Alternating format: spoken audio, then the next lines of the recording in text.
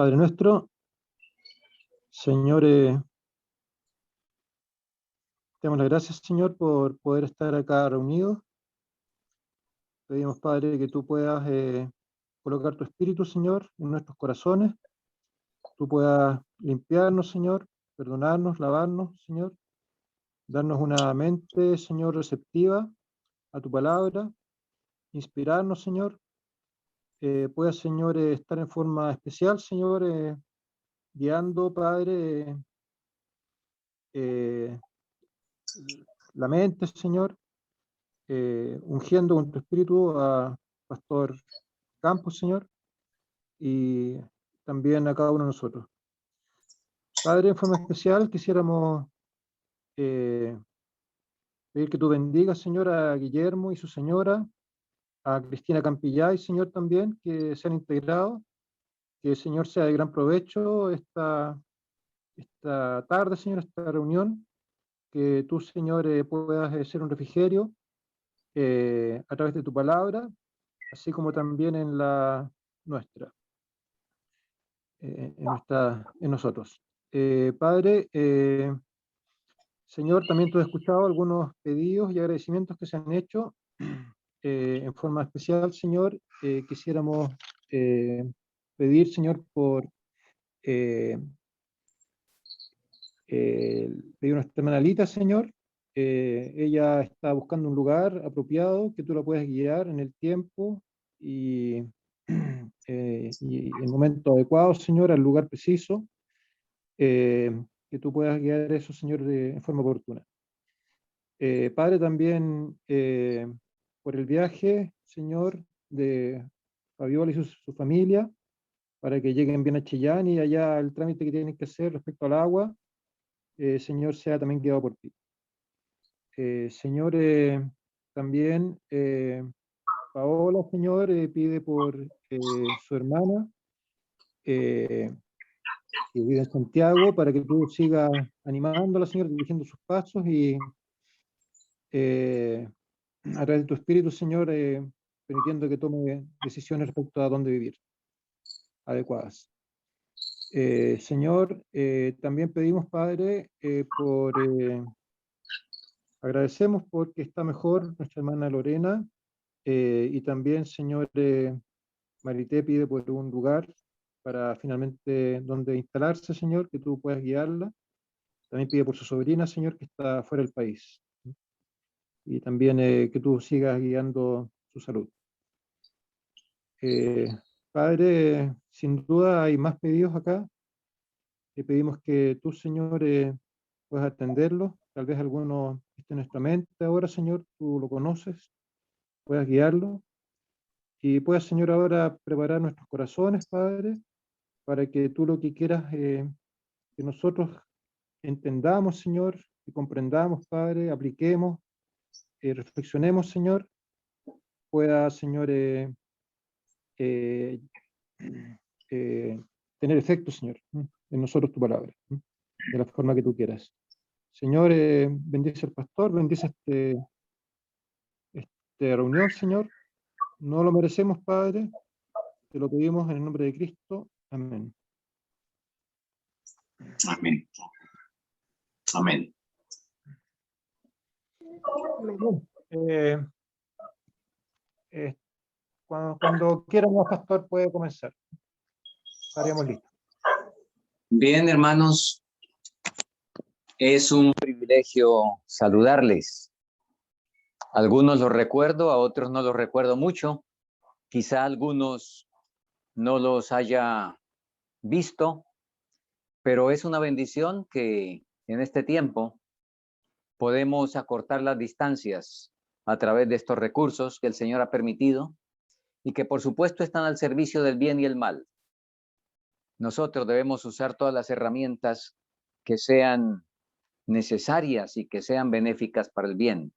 Así de que me alegra mucho saludarles, aprecio la oportunidad y queremos entonces dirigir nuestro pensamiento a algo que indudablemente es capital, que es un asunto excepcionalmente importante, Voy a invitarles para que abran sus Biblias en Apocalipsis 18.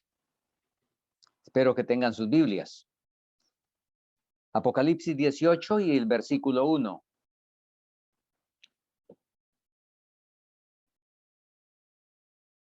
Después de estas cosas, vi otro ángel descender del cielo, teniendo gran poder, y la tierra fue alumbrada de su gloria.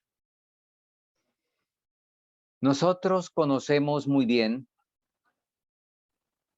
de quién se trata este ángel.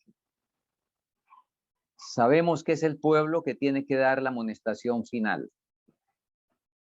y que toda la tierra va a ser alumbrada con la gloria de Dios. Y quiero destacar aquí el factor alumbrar, el factor luz. Al pueblo adventista del séptimo día, el Señor encomendó esta misión de manera particular. Este es el mensaje final donde ustedes saben muy bien.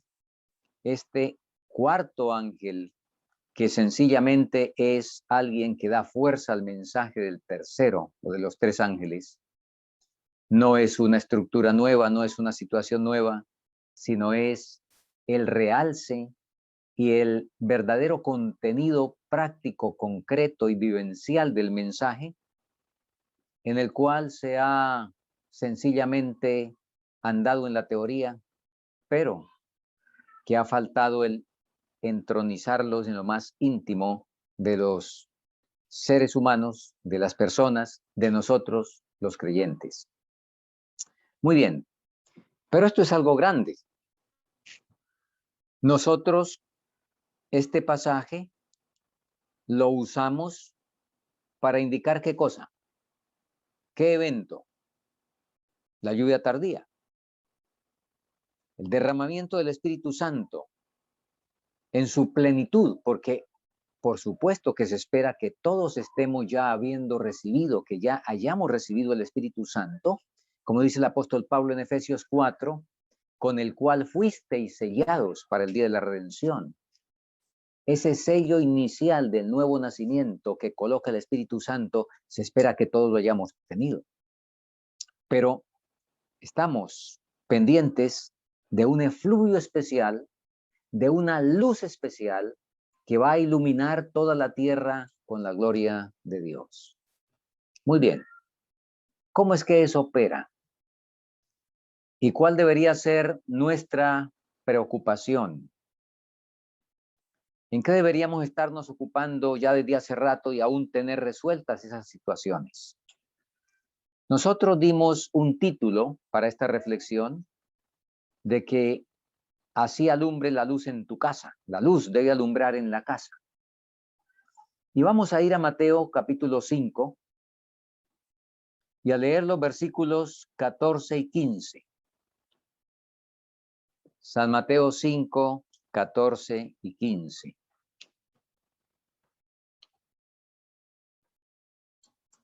Vosotros sois la luz del mundo. Una ciudad asentada sobre un monte no se puede esconder. Ni se enciende un candil y se pone debajo del almud, sino sobre el candelero, y alumbra a todos los que están en casa.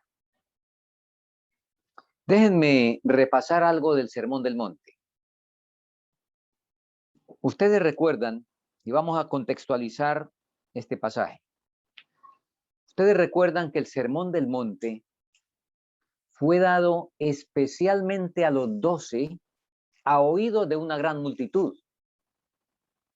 Esos 12 acababan de ser ordenados y llamados, escogidos, separados para el ministerio. Y ahora Jesús se dirige especialmente a ellos, porque todavía estaban en el proceso donde, aunque habían dejado redes y otras cosas, sin embargo, no habían llegado al punto de la entera entrega al Señor incondicional. El corazón no había sido dado, si habían quizá dado redes, si habían dado otras cosas, pero el corazón todavía no se había dado completamente. Muy bien.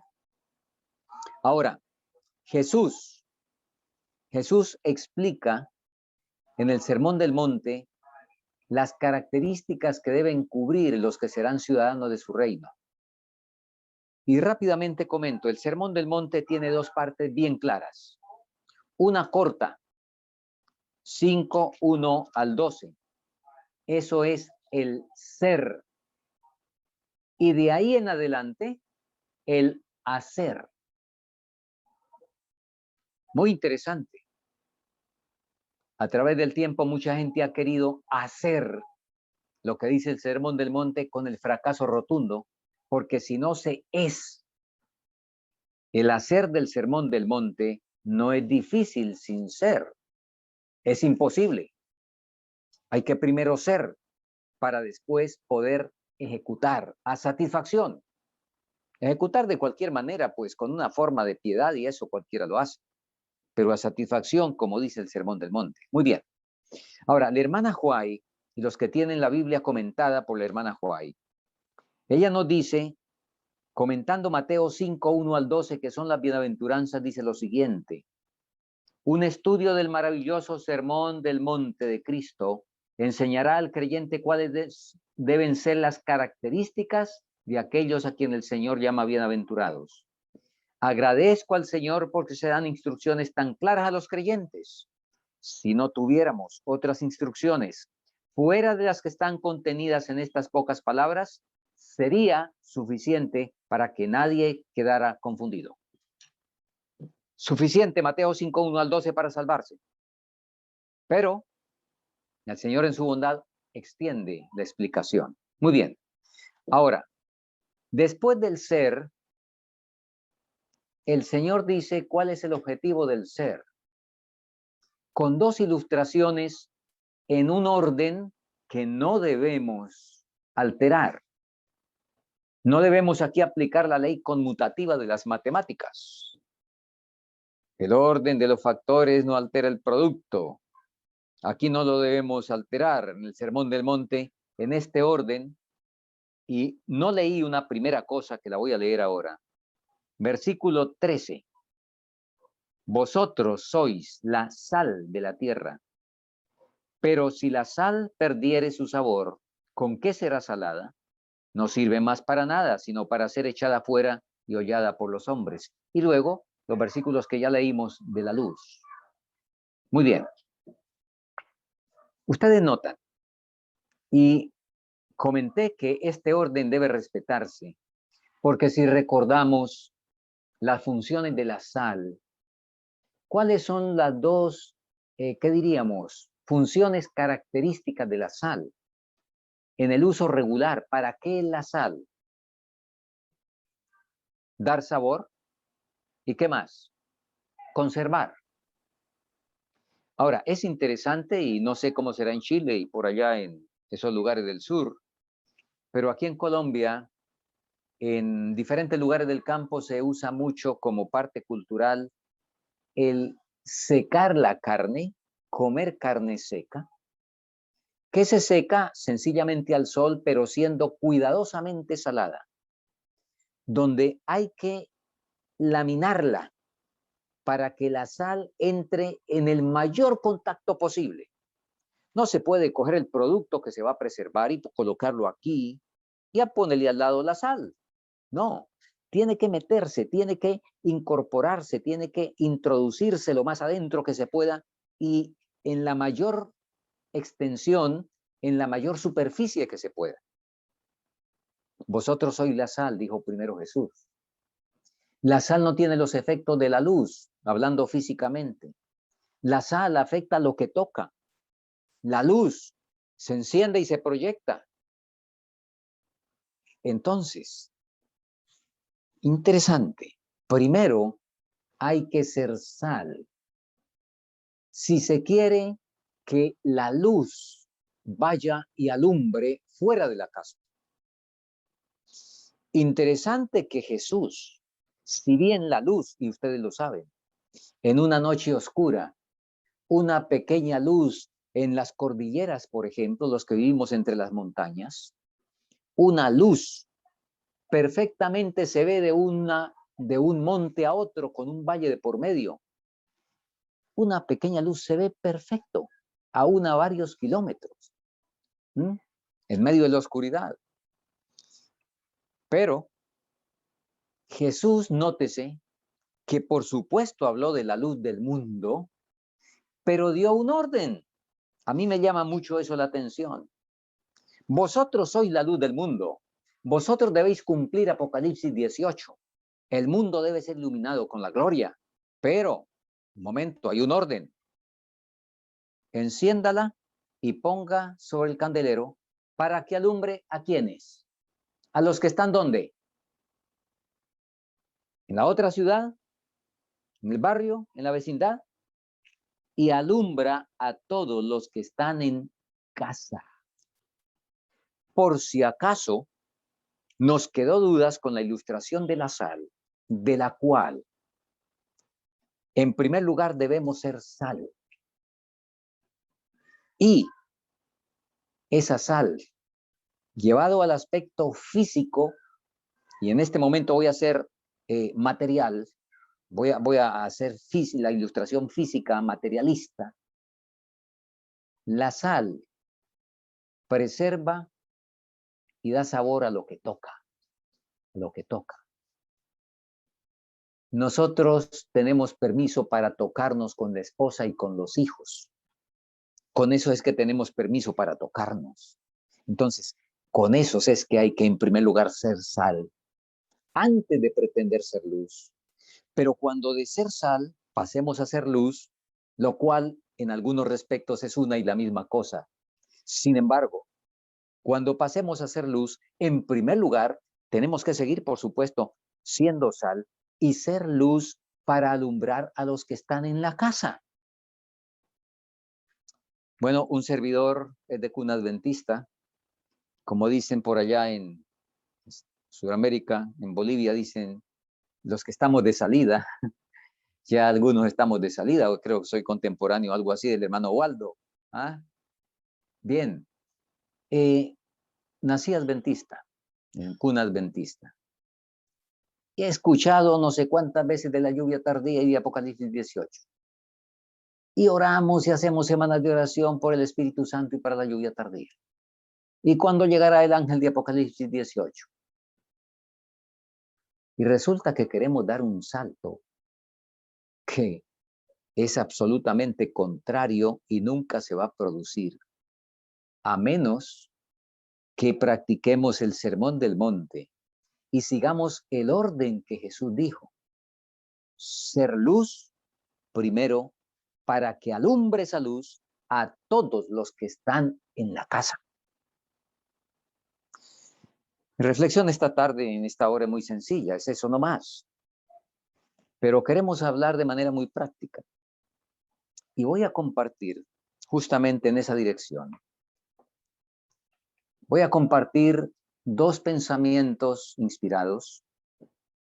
El primero está en la matutina No temáis manada pequeña, tomada esta lectura de la revista Señales de los Tiempos, del 6 de octubre de 1887, un año antes del 88. Y la hermana White escribió lo siguiente: ¿comprenden, mis hermanos y hermanas, que ustedes son la luz del mundo? A través de sus palabras y su conducta en el hogar, dejan una luminosa huella en dirección al cielo. ¿Qué significa ser la luz del mundo? Es tener a Dios como nuestro guía, tener la compañía de los santos ángeles y reflejar a otros la luz que brilla desde arriba sobre nosotros. Pero si no ejercemos la cortesía cristiana, la paciencia y el amor en nuestras familias, Dios y los santos ángeles se alejan entristecidos y en lugar de ser la luz del mundo, somos cuerpos de oscuridad. A través de la gracia de Cristo es posible tener en todo momento el control sobre nosotros mismos. Si un apreciado amigo, cuya buena opinión deseaste grandemente, entrara en tu casa, no debería encontrarte preocupado y disgustado. Por el contrario, controlarías tus palabras y acciones y buscarías en todos los sentidos conducirte de tal forma para ganar su respeto y confianza. ¿De quién está hablando aquí? De un amigo. Alguien extraño o distinto de la familia. ¿Cómo nos dirigimos a él?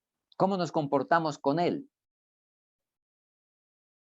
Ahora sigue diciendo, debemos tener más cuidado en la presencia de prácticamente un desconocido que en la presencia de aquellos que son estimados por nosotros a través de lazos familiares o en la presencia de Jesús y los ángeles celestiales. Nótese la pregunta. Esta es una pregunta retórica. ¿Acaso es que debemos tener más cuidado con la presencia de prácticamente desconocidos que con la presencia de aquellos que son estimados por nosotros a través de lazos familiares? Esa pregunta en sí trae una respuesta contundente. No, ese no es el orden. Sin embargo, hermanos, ¿cuál es la realidad? ¿Cómo tratamos nosotros al jefe de trabajo? Si el jefe de trabajo nos hace una observación y de pronto hasta se incomoda un poco con nosotros y nos da una orden un poquito así que notamos que está como molesto, ¿cómo lo tratamos nosotros? Y si nosotros nos molesta algo, si se lo decimos al jefe de trabajo, ¿cómo se lo decimos? ¿Y cómo le decimos a la esposa? ¿Cómo le hablamos a la esposa y a los hijos cuando de pronto hay algo que no nos gustó? O sencillamente cuando les pedimos algo. ¿Con quién somos más corteses? ¿Con el jefe de trabajo, con el vecino o con la esposa y los hijos? En este caso, sobre todo, hago énfasis en la esposa, que es la persona que ha estado ahí con nosotros 10, 20, 40 años, sirviéndonos, asistiéndonos, socorriéndonos. ¿Con cuánto mayor cuidado deberíamos tratar a los que están en casa para que se cumpla la palabra? Y así alumbre vuestra luz. Y entonces, habiendo alumbrado en la casa, ahora tenemos autoridad, derecho e influencia para poder sacar por la ventana el bombillo y que lo vean a todas las distancias. Sigo leyendo porque aquí viene algo sumamente interesante. Bueno, la hermana Huay, cuando hace esta pregunta, que si es que debemos tener más cuidado con los particulares que con los de casa, y ahora dice, o en la presencia de Jesús y los ángeles celestiales. O sea, ¿cuál debiera ser el orden? El sentido de la presencia del Señor en lo que voy a decir. El cuidar, ofender al Señor y a los ángeles. En segundo lugar, el cuidar de ofender a mi esposa y a mis hijos. Bueno, si con ellos tenemos cuidado, con los demás el cuidado es automático. Dice la hermana Huay que cuando trastocamos el orden y entonces si tenemos más cuidado con los de afuera que los de adentro, ella dice, Dios nos libre. Y ahora escuchen esto, escuchen por favor. Una señora vivió cierta vez con nuestra familia durante 9 años y durante todo este tiempo no escuchamos una palabra impaciente o una expresión ligera de sus labios. Óigame, qué testimonio, hermanos, les digo, envidio ese testimonio. Cuánto quisiera que ese testimonio, no de 9 años, sino de más años, se diera de mí.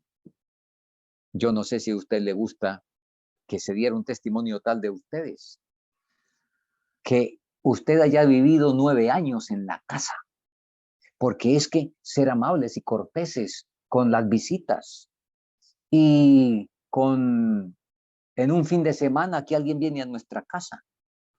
Pues ahí podemos tener algo de dominio propio para conservar la imagen. Aquí en Colombia hay un proverbio que dice, si quiere conocer a alguien debe comerse un bulto de sal con él. ¿En cuánto tiempo se van a comer un bulto de sal? Para poder entonces conocer realmente una persona, porque antes de eso pues hay sencillamente poses, hay afectaciones, hay, diríamos, hipocresías. No está la conducta que continuamente existe. Extraordinario. 9 años. Y durante todo ese tiempo no escuchamos una palabra impaciente o una expresión ligera de los labios. Y sin embargo fue la persona más alegre que he visto en la vida. La suya no fue una vida de oscuridad y pesimismo, ni de liviandad y frivolidad. Al respecto, nuestras vidas deben ser como la suya. Claro que es un ejemplo en eso esa señora. Muy bien. ¿Cómo les parece que eso ocurriera en todos nuestros hogares? Bueno, de hecho, debe estar ocurriendo hace rato. Y si no, es nuestro deber postrarnos ante el Señor para suplicarle que eso ocurra en nuestra experiencia. Voy a compartir otra reflexión en esta misma dirección, que está en la matutina Nuestra elevada vocación, lectura del 17 de agosto. Y comenta el texto de Proverbios 16:32, que dice, mejor es el que tarda en airarse que el fuerte, y el que se enseñorea de su espíritu que el que toma una ciudad. Voy a leer el pensamiento y vamos a comentarlo. Dice así, ¿cómo se regocija Satanás cuando se le permite hacer que el alma se ponga al rojo blanco de enojo? Una mirada, un gesto, una entonación de la voz pueden tomarse y utilizarse como una flecha de Satanás para herir y envenenar el corazón que está abierto para recibirla. Aquí, en lo que acabamos de leer, yo leo que 1 más 1 son 2. ¿A qué me refiero? Alguien que se aira y un corazón que está abierto para responder y para recibir una flecha envenenada que salió de alguna boca apresurada. Y Satanás está detrás y dice, ¿cuánto se regocija? Luego sigue diciendo, la persona que da lugar al espíritu de enojo queda tan intoxicada como aquel que ha llevado el vaso a sus labios. Tremendo. En otras palabras, como dicen ustedes, la persona que está embriagada, bueno, digamos embriagada, pero aquí dice intoxicada, el que da lugar al espíritu de enojo. Nos sigue mencionando y justamente va al Sermón del Monte, donde dice, la persona, Cristo considera el enojo como el asesinato. Las palabras apasionadas tienen sabor de muerte para muerte. El que las pronuncia no está cooperando con Dios para salvar a sus semejantes. En el cielo, esta conducta perversa se coloca en la misma lista con el lenguaje soez. Mientras el odio permanezca en el alma, no habrá ni una partícula del amor de Dios en ella. Y vamos a mirar con cuidado lo que viene. Cuando sentís que surge el enojo en vosotros, aferraos firmemente a Jesús por fe. No pronunciéis una palabra. El peligro está en pronunciar una sola palabra cuando estáis enojados. ¿Cuántas palabras? ¿Cuántas no hay que pronunciar? Ninguna. ¿Por qué? Porque esto opera igual que cuando por algún derrumbe, por ejemplo, en una fuente que corre, la tapona, se hace una represa. Mientras no pase el primer chorrito de agua, la represa está contenida. Pero en el momento que la primera gota se abre paso, y ustedes saben cómo es el agua, cuando se abre paso la primera gota y se viene detrás un pequeño chorrito, ¿qué pasa inmediatamente? ¿Qué ocurre? Se destapó ese asunto. ¿Y qué pasa con lo que encuentra a su paso? Lo arrolla, lo acaba. Sencillamente lo acaba. Usted no puede decir que se va a esperar que la represa se destape para tener un buen baño. Tienes que correr porque lo que lleva es destrucción. Eso es lo que ocurre cuando se da paso a una palabra. Y ahora nos sigue explicando los detalles por qué.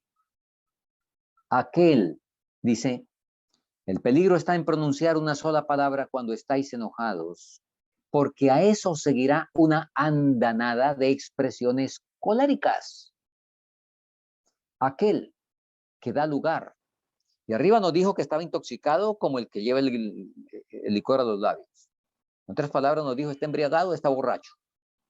Y ahora nos dice, aquel que da lugar a la locura.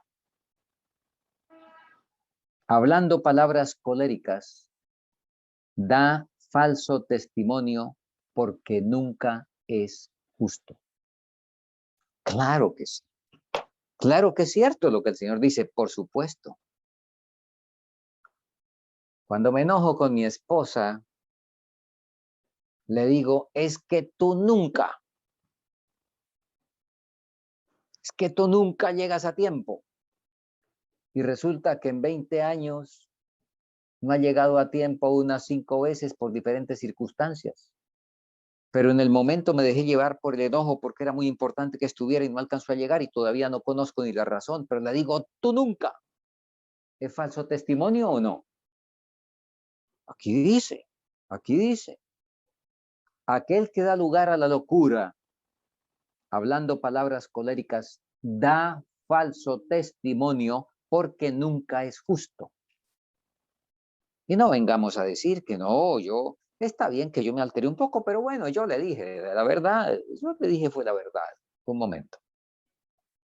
Si dejamos que el sentimiento nos poseyera, no dijimos la verdad. Espero que dice aquí, yo estoy leyendo.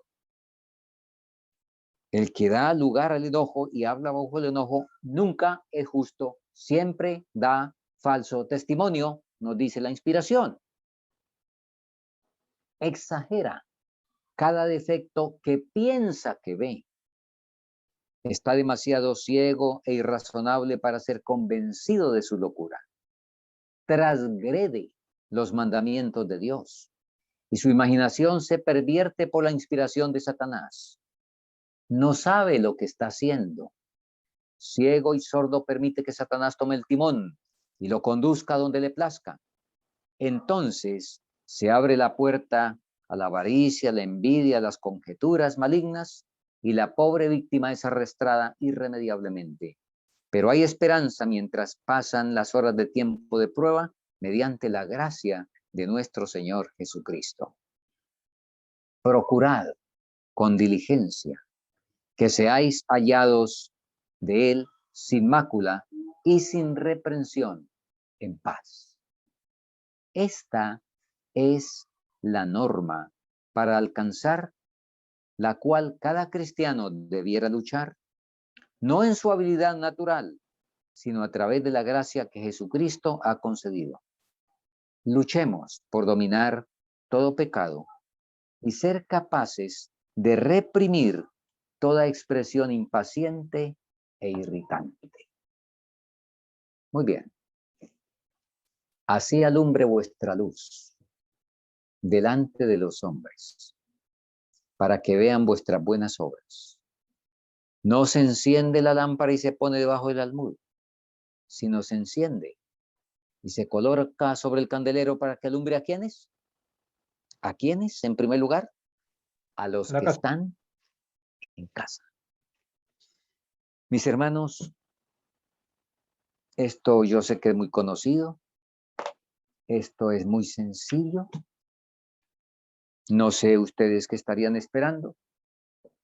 Cada vez más me doy cuenta de la necesidad del evangelio sencillo, del evangelio concreto, práctico, real, de la obra que debemos ocuparnos de manera urgente si es que todavía eso está fallando, de cómo debemos en primer lugar ser los misioneros, misioneras del hogar, como ninguna palabra necia, ninguna palabra mordaz, ninguna palabra torpe, como dice el apóstol, debe salir de nuestros labios. Y cómo, de manera especial, los que están con nosotros son los que merecen el mejor trato. Decir las cosas de la mejor manera y entender que no debemos, que así como no nos desnudamos con el jefe y con la gente de afuera, tampoco debemos desnudarnos con los que están en la casa. Y al decir desnudarnos me estoy refiriendo a estos asuntos del trato. Muy interesante que lamentablemente los seres humanos seguimos el ejemplo físico de Noé, un mal ejemplo en el único punto que la Biblia presenta como lunar de ese varón que Dios dio testimonio diciendo, a ti he visto justo en esta generación. Luego de que Noé tuvo esa extraordinaria experiencia de fe al construir el arca, oh, la naturaleza es débil, la carne es débil, el espíritu está presto, pero la carne es débil. El registro del Génesis en el capítulo 9 nos dice en el versículo 22, el 21, bueno, hablando de, entendiendo el asunto para leer desde el 20, comenzó Noé a labrar la tierra y plantó una viña, y bebió el vino, y se embriagó, y estaba descubierto en medio de su tienda. No hay que descubrirnos en ninguna parte. Regularmente, repito, insisto, por razones convencionales, por razones de conveniencia. No nos desnudamos afuera, pero nos desnudamos adentro. Y cambio, claro, ¿quién vio? Los hijos vieron. Cambio y sabemos el resto de la historia. Bueno, tomo sencillamente esa figura para que podamos reafirmar que nuestra desnudez debe cubrirse con ese manto que Jesús le dijo a la Odisea, que debía comprar vestiduras blancas para cubrir la vergüenza de la desnudez. Y entonces no habrá palabras enojadas, no habrá palabras necias, no habrá palabras torpes. Cuidaremos de ser corteses y amables con todos, pero muy especialmente con los que están en nuestra casa, y por lo tanto estará entonces alumbrando la luz y formaremos parte del pueblo final que va a alumbrar la tierra con la gloria de Dios. El Señor nos ayude, hermanos, y revisemos esto de una manera concreta, de una manera realmente valedera, de una forma que podamos introducir la palabra de vida en nuestro corazón y en nuestra vida, y que pueda ser un hecho. ¿Cuánto me alegró hace unos meses atrás? Una madre muy preocupada porque su familia caminar en los caminos del Señor. Con la mejor intención había entrado en el plano legalista. Sus órdenes no estaban acompañadas de cortesía, no eran pedidos corteses, en fin. Pero un día se dio cuenta del asunto y se pudo escuchar una conversación de los hijos. El uno le decía al otro: no sabemos qué bicho le picó a mi mamá, porque ahora es muy distinta. Bueno, eso es lo que hace el Evangelio y lo que debe seguir haciendo en cada aspecto de nuestra vida hasta que seamos realmente la luz que el Señor quiere que seamos. Amén. Señor les bendiga a todos y que podamos atesorar esta verdad en nuestros corazones. No olvidemos, somos la sal, somos la luz y en primer lugar, eso debe alumbrar en la casa. Permítanme, vamos a concluir con una oración. Nuestro Dios y Padre, gracias por tus bondades y tus misericordias. Gracias porque nos ayudas a entender la realidad de tu palabra y del mensaje. Guíanos en fe y en justicia, que podamos realmente recibir de tu gracia y podamos seguir ejemplos que están escritos de cristianos que nos han antecedido y que han logrado la victoria sobre toda situación y han podido ser la luz del mundo. Señor, tú nos llamas a una obra final, pero sabemos que primero hay que cumplir con las cosas pequeñas, con el círculo más cercano, con el que es más desconocido de manera abierta por el mundo, pero que puede llegar a ser el más conocido y el que da el mejor testimonio, como dice tu palabra. Guíanos en fe y en justicia, bendice a cada hermano oyente y que podamos permitir que tu Espíritu grabe en nuestras mentes, pero muy especialmente que estampe en nuestra conducta lo que tu palabra nos dice que debemos hacer. Favores que agradecemos en el nombre de Cristo Jesús. Amén.